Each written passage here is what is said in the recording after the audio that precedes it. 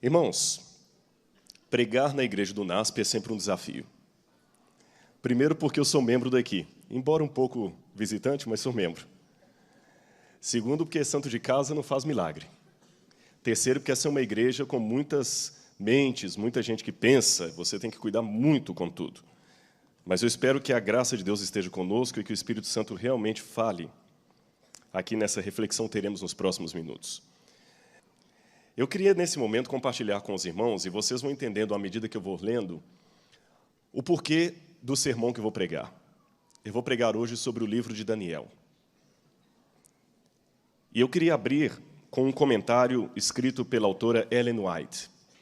Eu esclareço, em primeiro lugar, que Ellen White não é a Bíblia. O meu sermão será baseado na Bíblia. O que eu vou ler aqui é apenas uma introdução de um sermão. Se você quiser colocar como um quebra-gelo, pode. Uma introdução. Em segundo lugar, porque, ainda que eu esteja pregando para alguém que não concorda que Ellen White seja uma profetisa inspirada por Deus, é possível que haja pessoas que não concordem com isso, deixe-me pedir licença para lê-la pelo menos como uma mulher que escreveu de teologia no mais profundo senso da palavra. Ainda que eu não acreditasse no dom profético de Ellen White, eu sou obrigado pelo menos a dar-lhe um título honoris causa de teóloga.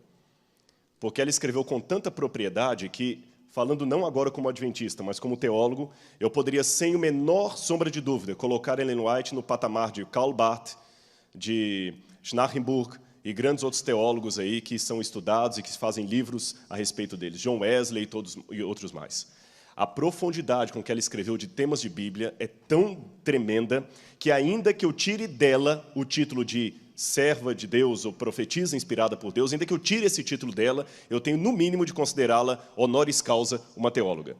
E se eu poderia começar um sermão pregando usando um texto de Karl Barth ou de qualquer outro teólogo do passado, por que eu não poderia começar com Ellen White? Tá certo? Esclarecido isto, vocês vão entender, à medida que eu vou ler o texto e outros comentários que eu vou fazer aqui, por que eu elegi pregar sobre Daniel nesta manhã para a igreja. Como temos que dar a fonte do que estamos lendo, o que eu vou agora apresentar para os irmãos está no livro Testemunhos para Ministros e Obreiros Evangélicos, a partir da página 112. Ela escreve assim: o Espírito de Deus tem iluminado cada página das Escrituras Sagradas, mas há aqueles sobre os quais pouca impressão elas fazem, por serem imperfeitamente compreendidos. Ao ouvir a sacudidura, pela introdução de falsas teorias, esses leitores superficiais, não ancorados em parte alguma, são como areia movediça. Escorregam para qualquer posição para agradar a tendência de seus sentimentos de amargura. Deixe-me interromper a leitura aqui. Semana passada, por coincidência, eu estava no túmulo de Ellen White. Nós tivemos uma programação ali nos Estados Unidos de gravação e, no sábado, fomos para a igreja e a equipe que estava comigo pensou, o que a gente pode fazer no sábado, além de ir para a igreja? Eu falei, bom, eu tenho uma sugestão para vocês. Se vocês quiserem, eu posso levar vocês para conhecer Battle Creek, que é uma cidadezinha perto da Andrews, a gente estava na Andrews, e tem muita coisa interessante para mostrar lá, e é um passeio condizente com as horas do sábado. O pôr do sol dando quase 10 horas da noite, você imagina que tem que preencher de uma maneira... Lá no verão, o pôr do sol dá bem tarde. Então pegamos o carro e fomos para Battle Creek. E eu mostrei lá a vila dos pioneiros e falei, olha, vocês sabiam que Ellen White está sepultada aqui? Ah, não, então vamos conhecer o túmulo de Ellen White? Ah, queremos. Pegamos o carro e fomos lá. No cemitério, uma coisa me surpreendeu. Parecia uma tragédia. Árvores enormes, arrancadas, com raiz e tudo. Muitas caídas sobre túmulos. O cemitério parece que tinha passado por uma devastação que eu nunca tinha visto isso. Eu me assustei, porque o cemitério é muito bonito lá, muitas árvores frondosas, muita sombra, e dessa vez a maioria das árvores arrancadas, mas com a ventania que você via árvore, algumas quebradas, árvores de troncos muito grossos, outras arrancadas com raiz e tudo. Algumas caindo em cima de túmulos, quebrando túmulos. O túmulo de Ellen White estava intacto. E eu perguntei depois para alguém o que foi aquilo, e ele me disse que um tornado havia passado lá mais ou menos uma semana antes e arrancou aquelas árvores ali. E eu comecei a refletir quando eu vi aquela cena. Em primeiro lugar, o que eu li aqui está ilustrado ali. Árvores enormes, com raiz e tudo, caídas ao chão. E se me permitem uma ilustração parabólica, por mais que você seja uma árvore firme, você também pode cair. se a sua firmeza não for na palavra de Deus? Aquelas árvores estavam aparentemente firmes, eram árvores, eu não sei quanto tempo demoraram para atingir aquele tamanho, mas eram árvores enormes. E até a pessoa que nos explicou isso disse depois que a tristeza deles é quando é que eles vão ter de novo aquele bosque daquele cemitério totalmente arborizado, porque vai demorar até as árvores crescerem de novo, plantar tudo de novo. Muitas pessoas que estão na igreja como árvores frondosas, tanto tempo aí na igreja, quando vê o vendaval das doutrinas, talvez vão cair. Mas eu também refleti sobre outras coisas ao ver aquela cena ali. Eu pensei que interessante. Essas árvores cresceram aqui, mas a voz que essa mulher teve continua falando. As árvores caíram, mas a pena inspirada continua pregando. Aqui está sepultada uma mulher que os livros dela estão sendo escritos e publicados no mundo inteiro. Que pessoas estão se entregando aos pés de Jesus e à leitura da Bíblia pelo que essa mulher escreveu. Essas árvores podem cair, mas a frágil mulher que hoje está morta continua falando através dos seus escritos. Mas eu pensei um pouquinho mais ainda, irmãos. Aquelas árvores, como eu disse para os irmãos, eram antigas. Eu não sei quanto tempo elas demoraram para atingir aquele tamanho, mas caíram. E Ellen White morreu em 1915, e Jesus não voltou. E eu pensei, Senhor, quanto tempo mais essa sepultura vai permanecer como sepultura? Quanto tempo mais vamos sepultar os nossos mortos? Quanto tempo mais vamos esperar até que por fim se levantará sobre a terra o meu Redentor, como vocês cantaram? Até quando vocês vão continuar cantando isso aí como uma esperança? Agora eu estou falando com vocês não como um pastor, mas como um crente. Algumas pessoas perguntam, o teólogo também tem dúvidas? Claro que sim. Pode dizer um exemplo de uma dúvida sua? Posso. Eu a exponho do púlpito. Até quando, Senhor? Até quando? Por mais que eu estude, eu acordo todo dia e falo, Senhor, quando é que Jesus vai voltar? E, irmãos, eu não posso reclamar da vida que eu tenho. Eu tenho um casamento, graças a Deus, maravilhoso. Eu faço o que eu gosto. Vivo numa comunidade muito boa. E eu estou cansado de brincar, de viver aqui. Até quando, Senhor? Eu vou contar uma coisa para os irmãos, talvez alguns vão até rir. Não me tomem por síndrome de idoso, mas eu fiz 40 anos ano passado. E descobri uma coisa que as pessoas falavam. Pode ser psicológico. Mas quando você faz algumas passagens da vida, coisas mudam. Quando você se torna adolescente, mais ou menos 14 anos, como muda, radical assim. Você começa a perceber coisas nas meninas que você não percebia antes. Você começa a perceber espinhas no seu rosto que agora começam a incomodar. Não é isso? Não é psicológico, não é, professor? Um pouquinho antes, na infância também, tem aquela fase assim que você quer ficar com a mamãe o tempo todo, tem aquela fase que você odeia que sua mãe te beije na bota da escola, quando vai deixar ali. São mudanças. Quando você faz 21 anos também, é outra mudança. Puxa, agora eu sou um adulto, agora eu tenho que me... E quando você faz 40 anos também, você começa... Eu começo a perceber coisas que eu não percebia. Começam a aparecer marcas no seu corpo que antes você não tinha, no rosto. Você começa a notar a velhice com mais sensibilidade do que notava antes. Às vezes, um artista de TV que você via, nossa, como é que esse homem está diferente? E eu fui ao concílio de pastores agora, foi uma bênção e maldição. A gente reencontra com os colegas, ele, rapaz, você tinha cabelo? Um dia um pastor pregou desse púlpito aqui, eu estava assistindo com minha esposa, e falou assim, antes me chamavam de meu jovem, agora já me chamam de velho amigo. Eu comecei a rir, eu falei, mas peraí, ele estudou comigo, eu estou rindo de quê? E nesses pensamentos, irmãos, eu também penso assim, quando eu me formei em teologia, eu pensava assim, Jesus volta antes. Eu já estou tendo ex-alunos, colegas de seminário hoje. Eu era o professor mais novo do seminário. Eu ficava falando, agora já tenho colegas que foram meus alunos. E Jesus não voltou. E o teólogo pergunta, Senhor, até quando? Até quando, Senhor? Talvez você em casa está fazendo essa pergunta, talvez você que está aqui está fazendo essa pergunta, Senhor, até quando? Talvez eu estou pregando para muitos jubilados que estão falando assim, Senhor, eu não esperava jubilar. Eu já jubilei, já tem 10 anos aí, o Senhor não voltou. Até quando, Senhor? Ellen White me dá uma sugestão. Ela diz aqui como é que eu posso reafirmar a minha fé. Ela diz, Daniel e Apocalipse devem ser estudados. Há necessidade do mais íntimo estudo da palavra de Deus, especialmente devem Daniel e Apocalipse merecer a atenção como nunca antes na história da nossa obra. Podemos ter menos a dizer em alguns sentidos quanto ao poder romano e ao papado, mas devemos chamar a atenção para o que os profetas e apóstolos têm escrito sob a inspiração do Espírito Santo de Deus. De tal modo, tem o Espírito Santo moldado as questões, tanto no dar a profecia como nos acontecimentos descritos, que ensina como o agente humano deve ser conservado fora de vista, escondido em Cristo, e que o Senhor Deus dos céus, a sua lei, devem ser exaltados. Lede o livro de Daniel. Recapitulai ponto por ponto a história dos reinos que estão ali representados.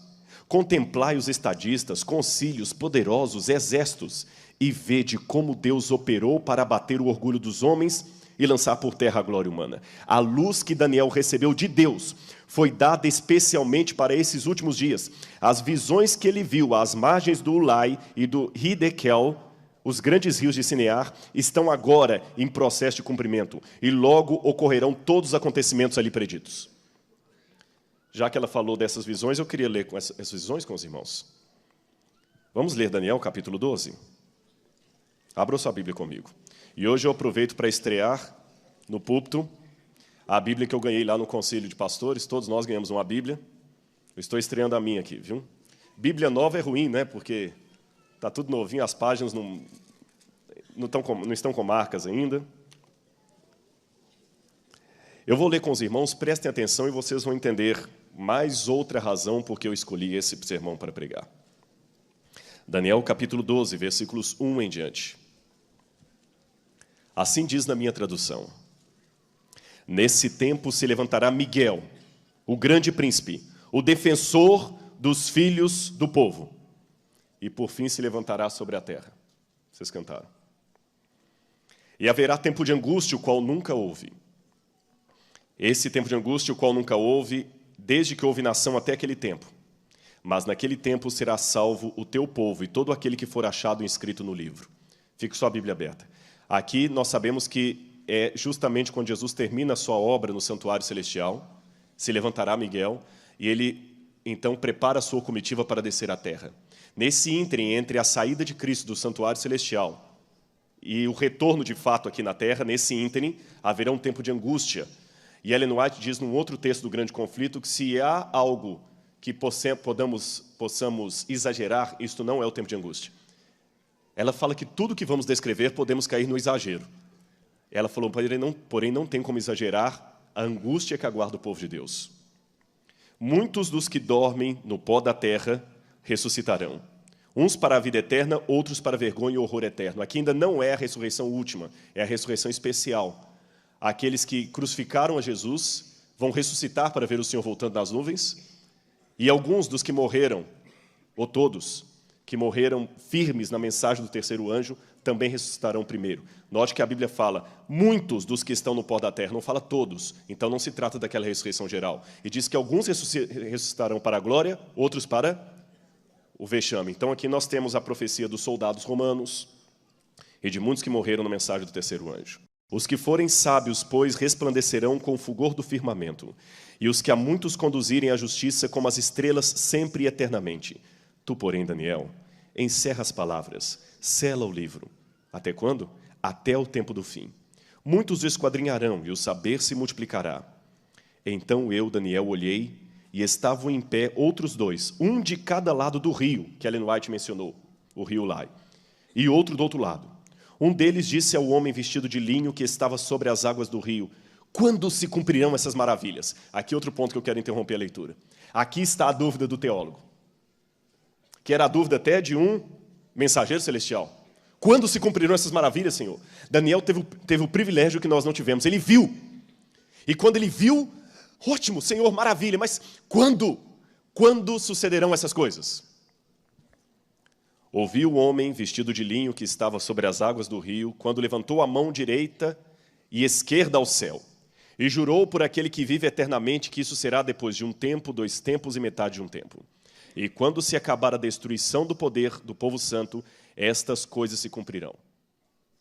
Eu ouvi, diz Daniel, porém não entendi. Então eu disse, meu Senhor, Desculpe, quando será o fim dessas coisas? E Deus não respondeu quando será, ele só disse, vai, Daniel, segue o teu caminho, porque essas palavras estão encerradas e seladas até o tempo do fim. Muitos serão purificados, embranquecidos e provados, mas os perversos procederão perversamente e nenhum deles entenderá, mas os sábios entenderão. Depois do tempo em que o sacrifício diário for tirado e posta a abominação assoladora, haverá ainda 1290 dias. Bem-aventurado o que espere e chega até 1335 dias. Tu, porém, segue o teu caminho, até o fim, pois descansarás. E ao fim dos dias te levantarás para receber a tua herança. Desculpe-me se eu frustro alguns nessa manhã, mas eu não vou explicar os 1290 dias, nem 1335 dias. Esse é um assunto ainda em aberto, há posições, e eu não creio que aqui um púlpito, o sermão, seria o lugar ideal para discutirmos esse detalhe da profecia. Mas ele está dentro do contexto aqui. Eu quero pregar nesta manhã, o meu objetivo é sobre o livro de Daniel, é um sermão temático. Como que eu, através do livro de Daniel, respondo essa angústia que eu tenho como teólogo? Senhor, até quando? Até quando? Quantos morreram esperando, e até quando, Senhor? E quanto tempo mais? Há várias crianças aqui na igreja, até quando, Senhor? Milhares de pastores reunidos em Foz do Iguaçu, conclamando, pedindo a Deus o Espírito Santo, e pregando de casa em casa a esperança, Jesus voltará, e amém, e vai voltar, mas até quando, Senhor? Eu pergunto. E eu quase que ouço a voz de Deus falando como Daniel, vai, Rodrigo, segue o teu caminho. Continua dando suas aulas e pregando. Deixa o quando comigo. Prega o que eu mandei. Eu sei que há alunos de história aqui, deixe-me contar para vocês uma coisa que talvez vocês já ouviram de algum professor. Existe um ramo da história que me fascina, chama-se psicobiografia. É uma mistura de história com psicologia. A psicobiografia é o seguinte, ela toma a análise psicológica de uma personagem do passado. Eles pegam tudo o que se pode saber daquela personagem e tentam, a partir da história daquela personagem, descobrir, talvez, alguma questão emocional dela. Por exemplo, através de cartas deixadas, você pode descobrir se a pessoa sofreu de depressão, os tipos de traumas que ele trazia consigo. Há alguns que usam a psicobiografia para tentar entender por que Hitler tinha tanto ódio dos judeus. E há algumas pistas interessantes. Alguns diagnósticos até interessantes, a partir de cartas, a partir de contexto. E eu queria aplicar algumas regras da psicobiografia sobre o homem que escreveu isso aqui. O homem por detrás do escrito, o próprio Daniel. E eu vou mostrar para vocês alguns slides. Para falar desse homem, Daniel, eu quero mostrar essa mulher para vocês aí. E eu quero falar um pouquinho dela com vocês. Já que eu falei que eu quero analisar Daniel, deixe-me falar dos sentimentos por detrás de alguém que é acadêmico. Quem estudou na Andrews possivelmente foi aluno dessa mulher. E eu quero compartilhar para os irmãos que foi uma das pessoas que eu tive maior prazer e emoção em conhecer. O nome dela, Leona Running. 96 anos. E eu a entrevistei quinta-feira da semana passada. Essa entrevista vai para o ar no segundo semestre no Evidências. Eu confesso que eu terminei a entrevista chorando. Para quem talvez não saiba quem é Leona Running, eu vou explicar para vocês por que eu estou dando tanta ênfase a essa mulher. Ela simplesmente domina 13 idiomas diferentes. E, apesar dos seus 96 anos, ainda possui tremenda lucidez, como poucos.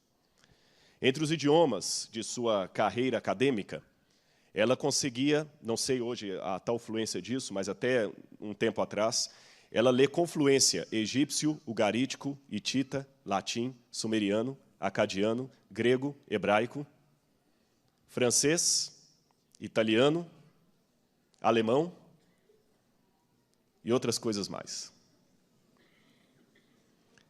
Ela foi professora da Andrews por muitos anos e ela foi professora em Takoma Park, uma das primeiras mulheres a lecionar no nosso seminário em Takoma Park. E ela... Por que eu digo que ela ainda está muito lúcida? Há 5 anos atrás, tem um amigo meu lá na Andrews, Bob Bates, ele fez uma tese de PhD, e a tese dele foi um dicionário de egípcio. E ela foi a orientadora dele. E essa mulher foi secretária de Albright. Agora eu vou falar da área da arqueologia.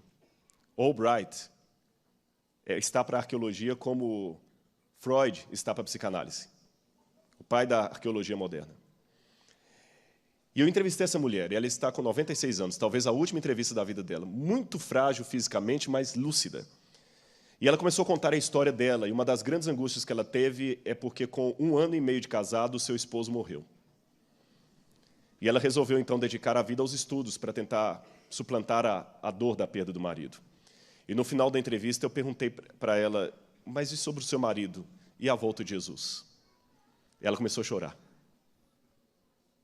70 anos que ele morreu, e ela chorava como se ele tivesse morrido semana passada. E ela falou assim, isso é muito difícil. Todos os dias eu pergunto ao meu Senhor, quando é que o Senhor vai voltar? Quando, Senhor? Quando? E ela demonstrou uma... Eu estou adiantando a entrevista para vocês, mas não importa. Ela falou assim, eu tenho medo, porque quando ele ressuscitar, ele vai ressuscitar com 30 e poucos anos que ele morreu, ele vai me ver com 90. Eu sei que depois, assim, depois que desligou a câmera, eu até falei assim, olha, mas você sabe que vocês vão mudar o corpo. Também o câmera que estava conosco falou, mas a gente vai transformar. Ela falou, eu sei disso, eu não esqueci a doutrina. Mas e se demorar um pouquinho, eu não queria que ele me visse assim. Agora imagina aquela senhora. Mas, irmãos, vocês vão ver depois a reportagem no Novo Tempo. Quando ela começou a chorar, e ela foi chorando, me dói muito a ausência do meu esposo. Eu não me dói muito, por isso que ela mergulhou no mundo acadêmico. Até como... Ela trabalhava na Voz da Profecia, ela fez os primeiros sermões em inglês para o pastor Roberto Rabelo passar para o português. Os primeiros sermões da Voz da Profecia foi ela que fez. Ela conheceu o pastor Rabelo menino, quando ele chegou nos Estados Unidos para estudar.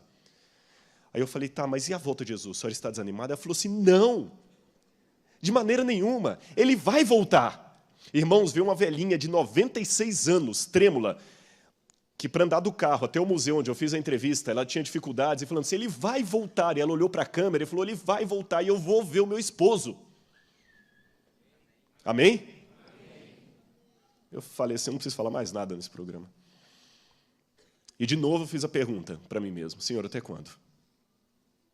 Será que eu vou chegar a 96 anos, Senhor? Eu falei que ia falar de Daniel, e interrompi para mencionar a Helena Running. Como é que estava a situação psicológica de Daniel, quando ele escreveu isso aqui? Daniel também não entendeu. Até quando, Senhor? De novo, eu vou pedir licença a vocês para contextualizar o livro de Daniel um pouquinho mais, já que eu quero estudar o aspecto psicológico dele. Vocês sabem que o livro de Daniel está intimamente ligado até com o cumprimento da profecia. A Bíblia fala que o livro de Daniel estaria encerrado e selado até o tempo do fim. Segundo o estudo adventista, o tempo do fim começou em 1798. Curiosamente, até 1798, o livro de Daniel era um livro difícil de ser estudado. Mas, um pouquinho antes disso, várias pessoas começaram a estudar Daniel. Você tem Manuel Lacunza, você tem o próprio Newton, Francisco Mejia, na Argentina, pessoas estudando o livro de Daniel, Johann Bengel, na Alemanha, depois, mais tarde, Guilherme Miller, nos Estados Unidos. E, em 1798, alguns colocam 99, Napoleão estava com o exército dele no Egito e descobriram a Pedra de Roseta. A descoberta da Pedra de Roseta deu início à arqueologia moderna. E o pessoal começou a escavar o Egito. E começou a levar muita coisa do Egito. E depois que escavaram bastante o Egito, alguém falou o seguinte, olha, já que estamos escavando o Egito, vamos escavar o berço da civilização, a Suméria. E aí foram escavar a Suméria e descobriram a cidade de Babilônia. Aí começaram a descobrir, arqueologicamente, o ambiente onde viveu o profeta Daniel. Aí agora eu tenho elementos para falar de Daniel. Que interessante. Quando o livro de Daniel foi aberto, a arqueologia começou a escavar a Babilônia. Aqui está a montanha de Hilá, onde ficava a antiga Babilônia, hoje em Bagdá. Muitos duvidaram que Babilônia existiu. Até essa época, 1898, muitos diziam que Babilônia nem existia. Mas um homem chamado Robert Coldway desconfiou que aquelas casas dos beduínos que ficavam na beira do rio Eufrates eram feitas com tijolos muito antigos. E quando ele foi examinar, esses tijolos eram da Babilônia. Ele voltou a Hilá, da onde os beduínos tiravam aqueles tijolos, e percebeu que eles estavam tirando tijolos milenares para construir a casa deles. Ele começou a escavar aquela montanha e descobriu, esse é Robert Coldway, ele descobriu que embaixo de Hilá estavam as ruínas de Babilônia. Olha quanta coisa foi fotografada na época. Tudo isso aí estava por milênios desaparecido.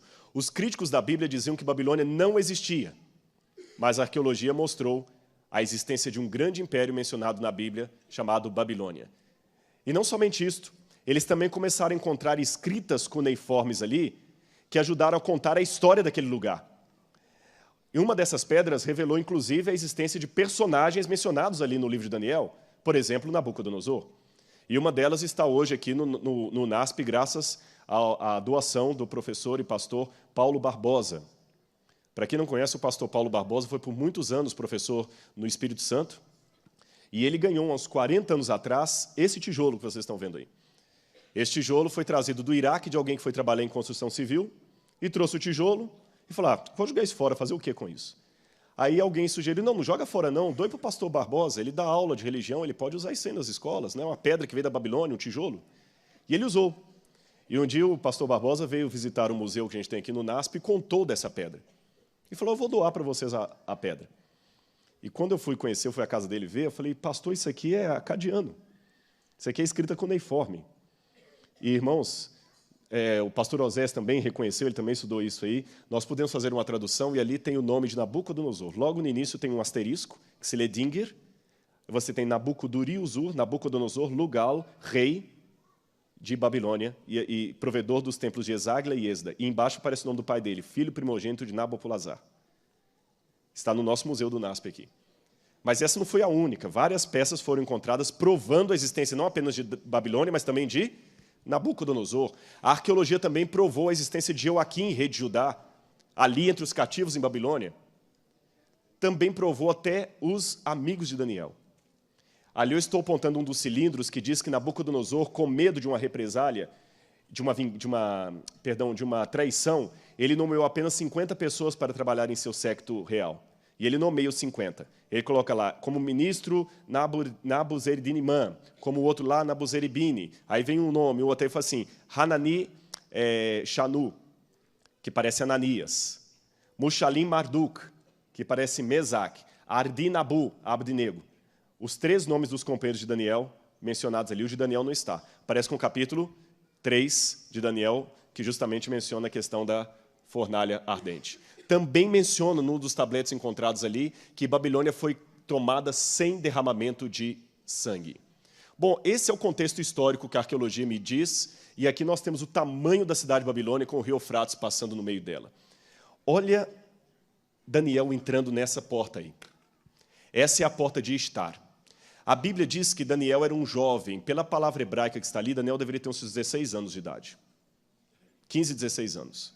Quantos jovens aqui têm 15, 16 anos, mais ou menos? Levante a mão, só para eu ter uma noção. Levanta bem a mão. Tem vários. Vocês estão com mais vergonha que os adultos? Fiquem em pé, porque eu não estou conseguindo ver vocês. Só para eu ver. Só para ver. Levanta. Poucos. Tem aqui 1, 2, 3, 4. Não vou chamar à frente, não. Pode ficar tranquilo. Nem vou dar prêmio, mas pode ficar em pé. Então, presta atenção em mim, vocês que levantaram. Daniel tinha a idade de vocês quando foi para a Babilônia. Imagina Daniel sendo em Jerusalém, passando por essa porta. E essa porta foi reconstruída, sabia? Ela foi encontrada e reconstruída, hoje está no Museu de Berlim. E um detalhe curioso, esses tijolos nunca foram retocados. Lá em Bagdá você tem uma cópia da porta de Estar. A original está na Alemanha. Aqui você tem Marduk, que estava ali na porta, e o leão. Isso é feito de lápis lazuli, 2.600 anos, nunca retocado. Agora, olha que interessante, um dos símbolos da Babilônia era o leão. E esse leão tem uma característica que outros leões não têm. Percebem qual é? Asas. Daniel, capítulo 7. O símbolo de Babilônia era um leão com asas. Quando eu olho para a arqueologia, eu entendo porque que Daniel usou aquele símbolo. Ou Deus mostrou aquele símbolo para Daniel. Um leão com asas, símbolo da Babilônia. Mas Daniel ficou impressionado com tudo aquilo, mas ao mesmo tempo angustiado. Quantos anos eu falei que Daniel tinha? 15 ou 16. De Jerusalém até Bagdá, que seria mais ou menos a distância de Jerusalém à Babilônia, dá uns 900 quilômetros se você andar em linha reta. Mas as pessoas não andavam em linha reta. Elas iam circundando montanhas, subindo, descendo. Eu posso falar de 1.500 quilômetros de caminhada, 25 quilômetros por dia a pé. Imagina você andar cerca de 1.500 quilômetros a pé, com algemas e com detalhe. Você não está indo para umas férias, você está indo para a prisão. Imagina. Num sol que chega a 45 graus e andando. E você era nobre. Até quando, Senhor, vai durar essa algema? Até quando, Senhor? E um detalhe a mais. Quando Daniel chegou lá, Daniel tinha saudade de casa. Foi ali que eles escreveram o salmo que diz: no rio da Babilônia nos assentávamos e chorávamos, lembrando-nos de Sião. Aqueles que para lá nos levaram pediam-nos: cante-nos uma música da sua terra. Mas nós dizíamos: Senhor, como poderemos cantar em terra estranha? Esse salmo é chamado de salmo de romagem. Você já viu na Bíblia escrito assim, salmo de romagem, o salmo de peregrinação? Eu vou explicar por que a vocês. Os judeus que continuaram morando no cativeiro, quando iam para Jerusalém nas festas religiosas, eles vinham pelo caminho cantando esses salmos, que eram salmos da época do cativeiro. Por isso são chamados salmos de romagem ou salmos de peregrinação. Imagina Daniel sentindo isso aqui. E eu vou revelar uma coisa agora que talvez assustar alguns da igreja, como me assustaram, essas coisas aqui. Vocês estão vendo essa cena aí? Não sei se dá para ver ou está um pouco apagado o slide. Isso é uma cena de um painel assírio. E os babilônios imitavam os assírios na sua crueldade. E os assírios tinham um costume, quando eles levavam jovens cativos para trabalhar para o rei, e como eu falei, os babilônios também imitaram isso. Sabe qual era o costume? Em primeiro lugar, escolhiam jovens de boa aparência. Segundo, jovens da família real. Por que da família real, pastor? Simples.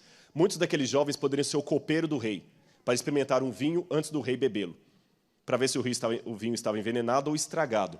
E somente um jovem de alta posição social saberia distinguir um vinho bom de um vinho ruim. Concordam comigo? Então é lógico que um rei queria do lado dele como copeiro alguém que fosse nobre. Traduzindo para hoje, seria como se um soberano quisesse como secretários, como empregados, alguém que soubesse um nó de gravata italiano, alguém que soubesse como engraxar um sapato de couro especial, alguém que entendesse como se coloca um terno. E não podia pegar alguém da periferia que não sabe aquilo, então ele ia escolher alguém da nobreza. Por isso que Daniel foi. Só que havia um problema para os assírios e babilônios. Um jovem bonito, inteligente, poderia atrair a atenção da esposa do rei. Irmãos, eles costumavam castrar esses jovens. Esse painel que vocês estão vendo aí mostra alguns eunucos castrados. Como eu sei que eles estão castrados? Eles não têm barba. Além da inscrição que diz isso, geralmente o castrado ele para de produzir testosterona, pelos começam a ficar finos, a voz às vezes afina. Não significa virar homossexual. Viu? Não tem nada a ver uma coisa com a outra.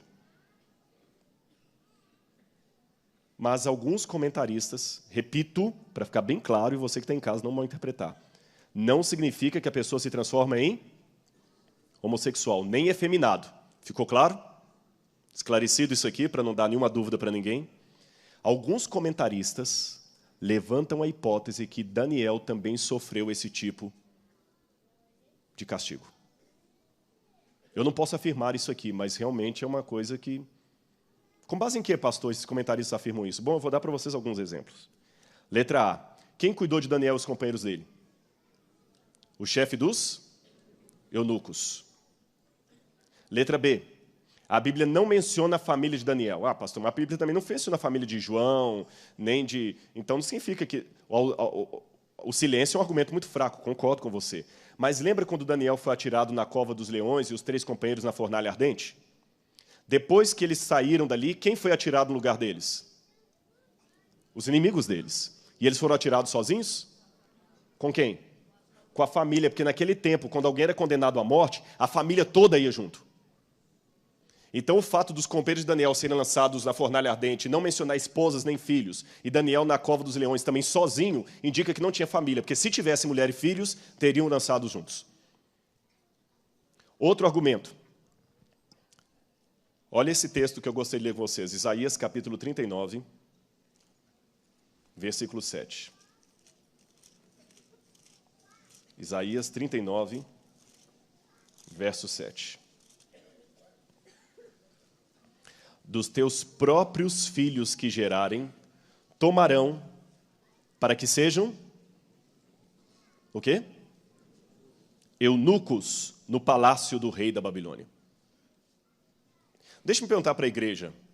Essa profecia de Isaías, relativa ao cativeiro, diz que Deus ia trazer o cativeiro por que razão? Porque Israel era fiel? Não ouvi a resposta. Porque Israel estava cumprindo a lei? Por que veio o cativeiro, irmãos? Porque Israel pecou.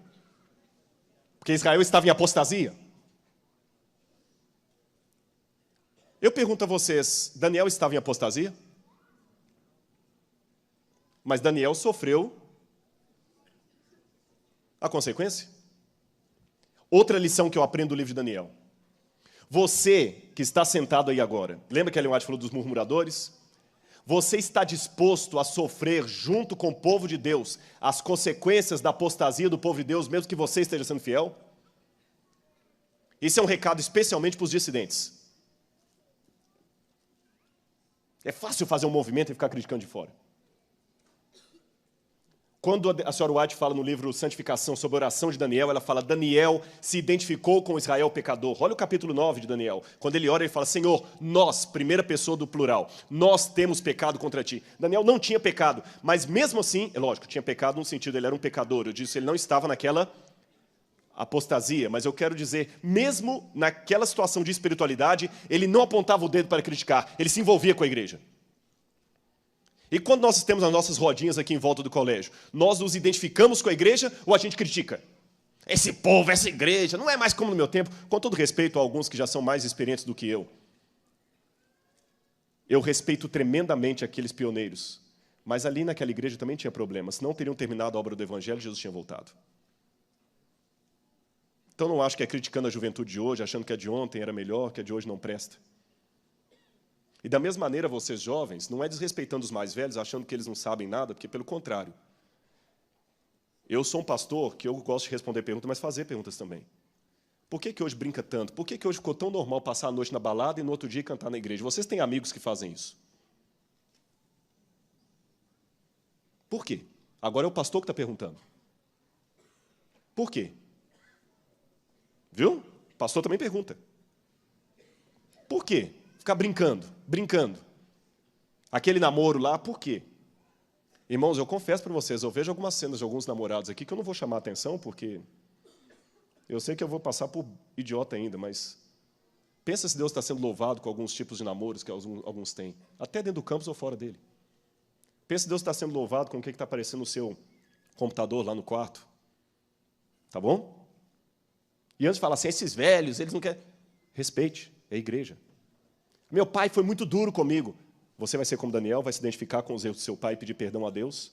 Ou você vai ficar só criticando? Irmãos, vamos nos identificar com a igreja. Senhor, a igreja é tua e é nossa. Eu amo essa igreja. Se ela está em pecado, pai, eu estou sofrendo com ela. Daniel, se proceder essa hipótese que Daniel sofreu esse tipo de agressão física, irmãos, vocês estão entendendo onde é que eu quero chegar agora? Eu posso ter demorado a vir até aqui, a questão da psicologia, o lado psicológico de Daniel. Quando ele perguntou, até quando, Senhor, quando se cumpriram essas maravilhas? Imagina o que é para um homem sofrer esse tipo de agressão física. Sendo fiel a Deus, jovem, na flor da idade, belo, inteligente. Senhor, por quê? Por quê, Senhor? E vou contar para vocês outras coisas que eu aprendo do livro de Daniel.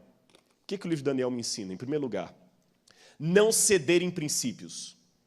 Quando eu leio Daniel capítulo 1, lá diz assim, e propôs Daniel firmemente não se contaminar com a iguaria do rei. Isso era mais do que simplesmente ser vegetariano ou não ser vegetariano, irmãos.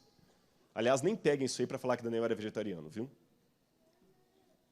Não vou entrar nesse mérito aqui, mas eu não acho que é... Não podemos usar passagens que não estão dizendo aquilo para provar o que a gente gostaria que provasse, entende? É muito perigoso isso. Daniel foi fiel ali porque o rei estava servindo carnes sacrificadas a ídolos. E ele falou, não vou comer. Não vou comer. Quando no hebraico fala, e determinou-lhes o rei a ração diária, vai Yeman, em hebraico, vai Yeman, Este é um verbo em hebraico que admite Deus como sujeito. Em hebraico tem essa peculiaridade, tem alguns verbos em hebraico que o sujeito só pode ser Deus. Por exemplo, quando Deus determina Adão e Eva, Deus coloca nomes sobre Adão e Eva, o rei de Babilônia coloca nomes sobre Daniel e seus companheiros. E lhes determina, Vaiemam, o rei se colocou no lugar de Deus. A cena do Gênesis se repete aqui em Daniel. No Gênesis, Deus coloca nome em Adão, ele determina o que comer. Aqui o rei coloca nome sobre Daniel, ele determina o que comer. Daniel fala assim, eu vou comer legumes e beber água. Experimenta-nos. Daniel não cedeu. Daniel não negociou com a sua identidade como adventista. Segunda coisa que eu aprendo no livro de Daniel. Ele não questionava a soberania de Deus, nem ele nem os seus companheiros. Lembra na fornalha ardente que os companheiros falaram para o rei? Nosso Deus pode nos livrar, mas saiba, ó rei, ainda que ele não nos livre, ele é Deus. Eu vou falar uma coisa com você e nunca mais esqueça o que eu vou dizer. Em nome de Jesus, preste atenção nisso. Você tem que orar com fé e fidelidade. Fé é orar com a certeza que Deus pode atender, porque Ele pode fazer todas as coisas. E fidelidade é continuar agarrado com Ele, mesmo que Ele resolver não atender. Ore com fé, mas não esqueça que Deus é Deus. Deixa Deus ser Deus. Eu vou orar por cura, eu vou orar por libertação, mas Deus é Deus. Daniel orou e foi para a Babilônia. E ainda que você não aceite a tese da castração lá, da agressão, só o fato de estar longe de casa, nunca mais voltando para ver a família, nem os pais, nem os irmãos, nem ninguém. Então você também, jovem, eu quero dar recados para todos, que se sente revoltado, porque você não queria estar aqui no internato, seu pai obrigou. Sua situação não está pior do que a de Daniel, de jeito nenhum. Você está aqui porque alguém quis o seu melhor. Pode, às vezes, você não gostar da comida, pode não gostar do dormitório, pode não gostar do culto de tal hora, pode não gostar de ter vir para a igreja de sábado, mas saiba que a sua situação ainda é muito melhor do que a de Daniel. Muito melhor. Um dia você vai crescer e vai perceber como foi bom o tempo de internato, que hoje talvez você não está entendendo. Mas não revolte, não. Mas falharam comigo, pastor, é que você não sabe, eu entendo. Eu sei o que você está dizendo. Muita gente falhou comigo também. Mas eu não vou usar isso como motivo para questionar a soberania de Deus. Deus é Deus. Terceira coisa que eu aprendo. Daniel não cedeu nos seus princípios, mas Daniel não foi bairrista. Se você olhar, irmãos, o livro de Daniel é o livro que mais enaltece heróis de fora. Pode olhar, o livro de Daniel não traz um herói de dentro de Israel. Todos os heróis do livro de Daniel, com exceção dele e dos seus companheiros, são pessoas de fora. Quem ajuda Daniel? O chefe dos eunucos, não era judeu. O chefe da guarda, Arioque, não era judeu. Nabucodonosor, que depois se converte, não era judeu. Rei da Pérsia, que estava a favor de Daniel, qual é o nome dele? Dario, não era judeu. O rei que estavam esperando, Ciro, não era judeu. Olha como o livro de Daniel coloca, de toda a Bíblia, é o livro que mais coloca como destaque pessoas boas lá de fora. Em outras palavras, se eu posso parafrasear os ufólogos que dizem assim, há vida em outros planetas, eu diria à igreja, há vida espiritual em outras igrejas. Há vida espiritual no mundo. Há cristãos em Babilônia. Sai dela, povo meu, é povo de Deus. Então não podemos ser bairristas. Tem muita gente que ainda tem aquela mentalidade assim, povo do mundo. Se for o pastor Bulhão pregando, foi usado por Deus. Se foi um outro pastor, não pode ter sido usado por Deus, pastor, de jeito nenhum. Vocês sabiam que Ellen White, quando o segundo filho dela casou, quem fez o casamento foi um pastor batista? Briguem com ela, não tem nada a ver com isso. E a entrevistadora perguntou para a ex-nora da irmã White, que já morreu, a senhora Burroughs, por que foi um pastor batista que fez o casamento, não tinha nenhum pastor adventista ordenado? Falou assim, não tinha, mas é porque o pastor batista era amigo da irmã White. Agora muita gente vai parar de crer nela por causa disso. Mas pastor, e o sábado? A Ellen White falou que o sábado ainda não é o sinal de Deus para definir, o domingo ainda não é o selo da besta e não será enquanto o decreto não for colocado. E o sábado hoje é o sinal distintivo do povo de Deus? Mas não para longe de qualquer questionamento. Tem muita gente guardando o sábado hoje que, embora esteja no povo de Deus, não faz parte dele. quando o decreto dominical for colocado, e nós vamos diferenciar as pessoas por guarda de dia. Até lá, isso ainda é meio subjetivo. A igreja de Deus é a igreja adventista do sétimo dia, ponto. Não abro mão disso. Mas ela é maior do que a igreja adventista. Porque Deus tem a igreja visível, da profecia, e a igreja invisível. Daniel reconhecia que tinha pessoas sinceras lá fora. Vocês perceberam aqui a dinâmica? Daniel não cedeu. Não é questão agora de vou me tornar metaleiro para ganhar os metaleiros. Mas também não é questão de falar assim, é do mundo, não vou nem encostar em você. Nós temos que parar com isso. Olha, irmãos, eu vi uma cena uma vez aqui, triste. O dono de um restaurante aqui perto, uma vez, falou assim, olha, eu fiquei chateado com algumas pessoas que vieram aqui, e na hora da refeição lá, aprontou um escândalo no restaurante, porque supôs que a pessoa tinha usado a carne, a faca, para cortar a carne, a mesma faca do porco. Ele falou, não, eu conheço os adventistas, eu não faço um negócio desse aqui. Mas ele aprontou um escândalo e começou a gritar, nós somos especiais, vocês têm que entender que somos especiais. E esse dono do restaurante falou assim, se fossem tão especiais, você não estaria comendo aquela carne, porque eu conheço o que vocês pregam. Irmãos, eu estou falando de coisas que nós vivemos. Nós queremos ser tão diferentes e nos tornamos tão iguais. Nós rejeitamos o povo do mundo, mas aceitamos o mundo. Não é meio irônico isso? Eu tenho que rejeitar o mundo, não o povo do mundo. A gente não pode ter alergia às pessoas de fora. Eu tenho que reconhecer que Deus tem sinceros lá fora, pessoas maravilhosas. Irmãos, quanta gente maravilhosa me ajudou. Eu me lembro uma vez que quando eu estava estudando em São Paulo, eu ficava num seminário católico, eu dormia no seminário. E eu chegava todo domingo à noite e o padre já tinha comida preparada para mim lá no micro-ondas. E um dia eu peguei a comida lá, e quando eu fui comer, ele, Rodrigo, desculpa, perdão. Ele saiu correndo, o que foi? Tomou o prato da minha mão, jogou fora assim, desculpe, eu esqueci que hoje era o dia que você vinha, e a empregada colocou tocinho de porco no feijão. Desculpe, faz o seguinte, coloca o arroz aqui que está limpinho, eu vou fazer um ovo para você aqui, um omelete e tudo mais e tal. E esse padre veio aqui assistir um sermão que eu preguei aqui há muito tempo atrás. Eu vou falar que esse homem é um hipócrita? Deus tem sinceros lá fora. Eu posso ser um adventista sem discriminar. Amém? Então eu estou indo bem no sermão. Silêncio pode significar sono, pode significar um monte de coisa. Outra coisa que eu aprendo no livro de Daniel. Ter bons modos para testemunhar. Irmãos, a Liz Lee apareceu com um livro lá em casa que eu queria até transformar num manual missionário. Regras de etiqueta. Como se portar numa mesa, o que evitar, o que não evitar. Interessante, né? Como se portar a uma mesa. E eu achava que nós devíamos ter um livro de regras de etiqueta no evangelismo. Que às vezes nós pagamos muito mico na hora de evangelizar. A gente acha que já tem que de cara falar do sábado.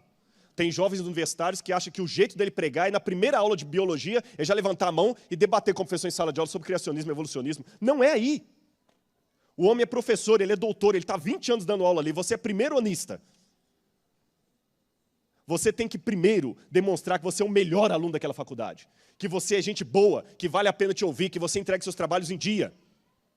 Aí, o dia que você abrir a mão e falar o seguinte, desculpa, eu discordo disso aí, tu não vai querer te ouvir, não. Se você é tão inteligente e discorda, alguma razão tem. No primeiro dia, você é um ilustre desconhecido. Hoje eu estou casado com minha esposa, mas no primeiro dia que eu conheci, eu desse um beijo na boca dela. Desculpe o cacófato, eu não estaria dando aula aqui. Primeiro você tem que conhecer a pessoa tinha que conhecer para ver que vale a pena te ouvir. Daniel, antes de falar qualquer coisa, mostrou que ele era. Daniel tinha que ser gente boa, irmão, senão o chefe da cozinha não ia arriscar por Daniel. Olha, todo mundo gostava dele, apesar da oposição que ele enfrentou, o chefe da guarda foi a favor dele, o chefe da cozinha foi a favor dele, Nabucodonosor se encantou com ele, Daniel era gente boa, valia a pena ouvir esse rapaz. Então, minha sugestão, pregue muito e fale só o essencial. Pregue muito e fale pouco. A sua vida é a única Bíblia que muita gente está lendo lá fora. Outra coisa que eu aprendo do livro de Daniel. Daniel, apesar de todo o sofrimento, continuava tendo alegria. O livro de Daniel é um livro que tem ironia e humor. Quando você lê no livro de Daniel assim, e Nabucodonosor disse, ao som da gaita, ao som disso, ao som daquilo, vocês vão se prostrar e não dá uma lista de instrumentos ali? Você notou, Lineu, que várias vezes repete os instrumentos? Sabe por quê? Humor. É engraçado. Em hebraico, a repetição constante de alguns elementos assim, ou o exagero é humor. Quando Jesus disse, é mais fácil passar um camelo no fundo de uma agulha que um rico entrar no céu, isso era humor. As pessoas riam. Daniel ali tinha um bom senso de humor. E o rei disse de novo, vamos lá, ao som disso, daquilo, prostrem. Olha, de novo, hein? Vou repetir, ao som disso, daquilo, prostrem-se. É verdade que ao som disso, daquilo, vocês não se prostraram? Essa repetição constante é um jeito bem humorado de contar a história. E eu costumo dizer para meus alunos que se um homem não sabe rir de uma boa piada, desconfie da teologia dele. É doente. Agora, por outro lado, Daniel também não usava esse humor de maneira irresponsável. Ele não perdia o senso da solenidade, especialmente quando falava das coisas do céu. Em hebraico, irmãos, quando você fala em prosa, é para coisas comuns. Quando você fala em poesia, é para coisas solenes. É diferente do português, né? Toda vez que um profeta está falando, ele começa em prosa. No meio do texto, ele passa para poesia. Opa, aqui é uma coisa solene, é uma ênfase. Daniel, no capítulo 7, quando ele fala da terra, ele fala em prosa. Quando ele fala do céu, ele fala em poesia.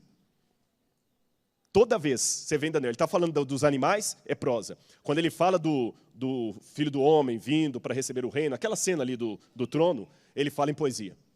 Ele sabe diferenciar as coisas de Deus das coisas do mundo. Ele não brinca. Pessoal, presta atenção nisso, que isso é muito sério, principalmente vocês que cantam. Ele não brinca com coisas de Deus. Outro detalhe que eu aprendo do livro de Daniel. Ele tinha noção de onde ele era, de quem ele era. Mais um detalhe. Daniel também eu aprendo que o reino não virá pelo meu esforço, mas por ação divina. Lembra que a pedra foi cortada sem auxílio de mãos. O reino vai vir, mas não é por Rodrigo Silva. O reino vai vir quase a despeito de Rodrigo Silva. Deus em si mesmo se basta, mas ele resolveu contar comigo. Então esse é um privilégio que eu peço a Deus para não permitir que eu frustre. Outro detalhe. O reino de Deus pode demorar. Daniel, vai, porque essas profecias se referem a dias ainda muito distantes. Outro detalhe. Esperar pelo reino no cativeiro é diferente de esperar em casa. Essa expressão em hebraico que está ali, Leshanah Rabaah Beyerushalayim, traduzindo significa ano que vem Jerusalém. Os judeus, quando moram na diáspora, fora de Israel, eles têm um costume, especialmente na Páscoa, no Pessah, no Yom Kippur, que é o dia da expiação, eles falam assim, ano que vem Jerusalém, quer dizer, nós vamos para lá. Dizem alguns que essa tradição começou no cativeiro, quando os judeus tinham a esperança de no ano que vem o cativeiro acabar. E passava o ano e não acabava, mas todo ano eles falavam assim, não tem problema, um dia vai acabar, ano que vem Jerusalém. Leshanah Rabaah Beyerushalayim. Ano que vem, Jerusalém. Lá em casa, quando eu faço pôr do sol com a minha esposa, a gente sempre se cumprimenta assim, ano que vem, Jerusalém. Não sei se vai ser em 2012, mas um ano que vem vai ter. E a esperança fica. Eu quero terminar esse sermão contando duas coisas para os irmãos. E desculpe, eu não quero transgredir o sábado por fazer menção de um filme. Quando eu fizer a menção do filme, vocês vão entender que é apropriado o comentário. Quando eu voltei, a minha esposa comentou de um filme que ela assistiu. E uma das coisas que eu gosto muito do meu casamento é que eu converso muito com minha esposa. Ela é minha amiga. Isso é bom. Não estou falando isso para ser politicamente correto, não, irmãos. É porque numa época em que o casamento é tão questionado. E ela me contou desse filme que ela assistiu. Passou na TV esses dias que eu estava fora aí. E ela, quando contou o filme, ela começou a emocionar, chorando, que ela disse que chorou quando assistiu o filme. E quando ela contou, ela começou a chorar e eu quase chorei também. Fiquem tranquilos, vocês não vão chorar. Ela disse que lembrou de mim, porque eu gosto de cachorro, viu? Não interpretem mal. É um filme sobre um cachorro japonês, e esse cachorro, diz que passou agora na televisão esse filme. Muitos assistiram, né? Mas a Globo está com um ibope bom aqui, viu? Eu espero que é Novo Tempo também. Eu sei que o cachorro, ele ficava, o dono, ele teve um carinho muito grande com esse dono, e esse cachorro teve uma história tão especial que eu vou contar partes que o filme não mostrou. O Hakito, que é o nome desse cachorro, aqui está uma estátua dele que foi erguida lá em Tóquio. Puxa vida, por que um cachorro mereceria uma estátua? A fidelidade dele ao dono. O dono criou e a Liz Ledes que foi mostrando o carinho do dono com o cachorro, e o cachorro foi crescendo, ele pegou o cachorro, e o dono ia trabalhar, o dono era professor, ele ia para a estação, o cachorro ia com ele. Quando ele entrava no trem, o cachorro voltava para casa. Quando era a hora do trem chegar, o cachorro ia para a estação e ficava esperando o dono. Até que um dia, o cachorro não queria que o dono embarcasse no trem de jeito nenhum. Parecia que o cachorro estava entendendo alguma coisa. Esse aqui é a foto original do cachorro. Tirada em 1929, em preto e branco. E do outro lado, o cachorro verdadeiro, que foi empalhado e está no museu lá em Tóquio. O cachorro do filme foi empalhado. Sabe por quê? Nesse dia que ele não queria que o dono embarcasse, por alguma razão, o dono foi e teve um infarto enquanto dava aula. E não voltou. E por anos e anos esse cachorro continuava indo para a estação todos os dias, na hora que o trem chegava, esperar o seu dono chegar. E ele começou a morar na estação. Ele dormia debaixo dos trilhos, e na hora que o trem chegava, ele chegava e sentava lá, esperando o dono que nunca mais ia voltar. E a Lisle diz que a cena mais triste do filme é que você vai vendo o cachorro envelhecendo. E o dono não volta. Quando ela contou isso, coincidiu com o que eu estava pensando em pregar para vocês. Um cachorro não tem o raciocínio de um ser humano. Eu sei que o cachorro pode ser um bicho inteligente, mas ele não tem o raciocínio de um ser humano. Mas se um cachorro consegue ter tanta fidelidade em ficar esperando um dono, por que eu não vou continuar esperando o meu Senhor? Até quando, Senhor? Não sei. Mas eu sei de uma coisa, irmãos, Daniel não era um mero historiador. Ele verificava o pulso da história e sabia interpretar os tempos. E eu aprendo mais uma coisa do livro de Daniel. Eu comecei esse sermão perguntando até quando. Passei pela história de Leona Running, que também perguntou até quando. Mostrei Daniel perguntando até quando. Mostrei que Daniel tinha todos os motivos humanos para questionar a Deus. Mas ele continuou esperando. E a última coisa, presta atenção no que eu vou dizer agora. Existe uma diferença entre esperar no cativeiro e esperar em casa. Daniel sabia o tema do grande conflito. E a dinâmica do grande conflito é que se nós sofremos demais, nós não suportamos, mas se sofremos de menos, não sabemos qual mal é o mal e não desejamos nos livrar dele. E como o mal imita o bem? No livro de Daniel você tem a pedra que sai do céu, que a montanha é um símbolo do céu, ela é arrancada de uma montanha, é o símbolo do céu. E essa pedra que sai do céu atinge a terra e cresce e enche a terra. E o pequeno chifre é um chifre que sai da terra e atinge o céu, imitando o poder de Deus. Ele sabia o que era o grande conflito. Esperar a Deus no cativeiro é diferente de esperar em casa. Você está sabendo esperar a volta de Jesus? Deixa eu contar uma última ilustração para você pensar no resto desse sábado.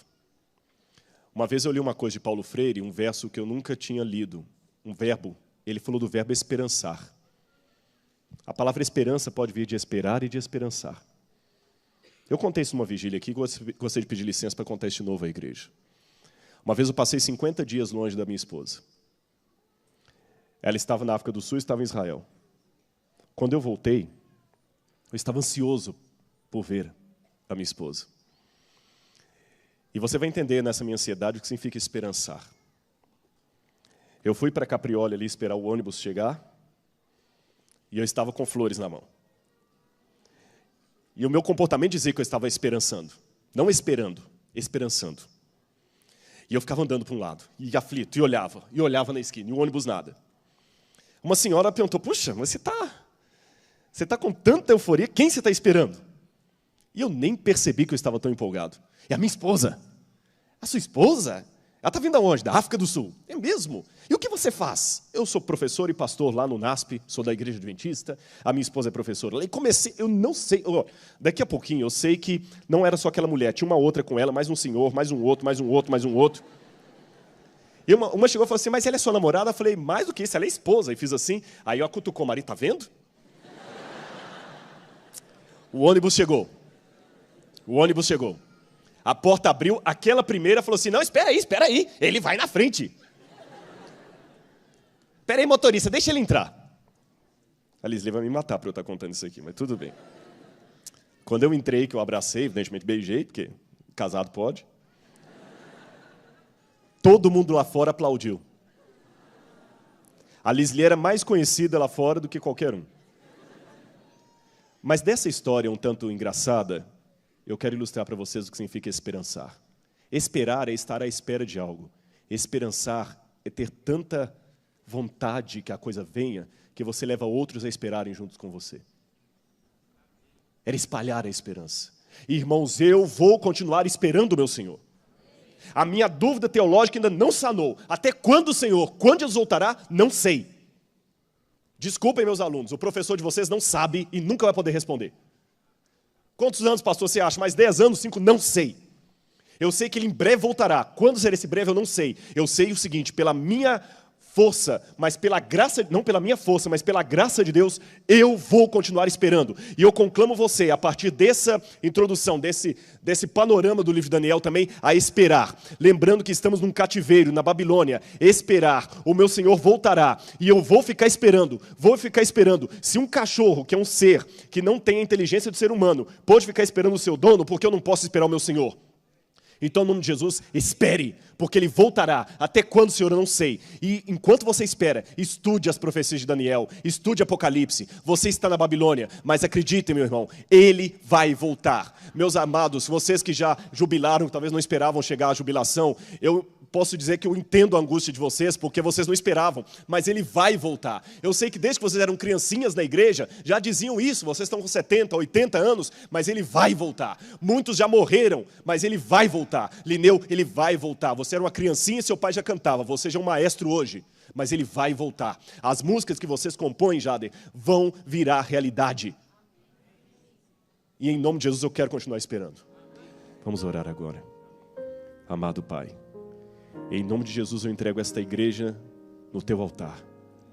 Ouça a nossa voz agora, Senhor, do santuário celestial. Ouça, amado Pai, o nosso clamor. Como Daniel, Senhor, muitas vezes perguntamos, até quando, Senhor? Quando nós veremos essas maravilhas? Quando, Senhor, o pequeno chifre será definitivamente derrotado? Quando, Senhor, a pedra arrancada sem auxílio de mãos baterá no fim da estátua, consumindo-a e ao mesmo tempo enchendo toda a terra? Quando, Senhor, virá o Teu reino? Senhor, estamos presos na Babilônia deste mundo, agredidos, humilhados, muitas vezes punidos por pecados pessoais ou por pecados coletivos. Mas como Daniel, Senhor, queremos ser fiéis a Ti. Perdoa, Senhor, os pecados que temos cometido. Eu espero, Senhor, que eu tenha colocado para essa igreja aquilo que o Senhor desejou que eles ouvissem. Eu abri a palavra, Senhor, e meditei com eles, refleti sobre aquilo que eu sinto quando leio a Tua Bíblia Sagrada. Então, Senhor, agora, não na qualidade de pastor, mas de membro dessa comunidade, eu peço por todos nós, dá-nos o reavivamento, Senhor. Dá-nos o poder do Teu Santo Espírito. E que nós continuemos firmes esperando ao nosso Senhor. O Senhor em breve voltará, eu sei disso, mas eu não sei quão próximo será o próximo. Mas de uma coisa eu sei, Senhor. Eu e a minha casa, por Tua graça, eu e a minha igreja, por Tua graça, continuaremos esperando o Senhor. E esperaremos servindo ao Senhor. Eu conclamo agora o Teu poder, o poder do Teu Santo Espírito sobre todos que estão aqui. E que a graça de Jesus repouse sobre cada um de nós, pois é em nome dEle que nós oramos. Amém, Pai. Amém, Senhor.